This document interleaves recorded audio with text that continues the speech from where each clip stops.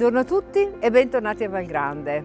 Siamo qua con il nostro appuntamento annuale alla ricerca dei fiori e delle situazioni primaverili. Infatti sono qui davanti all'orgoglio delle mie esperienze di potatura e siamo davanti a questo cespuglio di fior di pesco bianco che mi ispira anche per il menù di questo fine settimana. Infatti pensavo di proporre un risotto bianco in quanto preparato con il moscato giallo e le scagliette di formaggio grana. Sì, perché mi piace in realtà trasferire quelle che sono le sensazioni che viviamo all'esterno grazie agli odori, ai profumi, ai colori della stagione, trasferirli nel nostro piatto, e questo penso di fare anche nel menù per questo fine settimana, aggiungendo poi altre preparazioni colorate perché utilizzo le verdure di stagione o perché metto quel sentimento e quel cuore nel piatto che credo faccia la differenza. Se anche voi siete curiosi di assaggiare le mie preparazioni,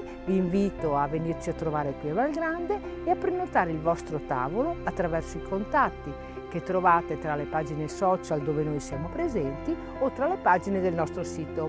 Vi aspetto, ciao!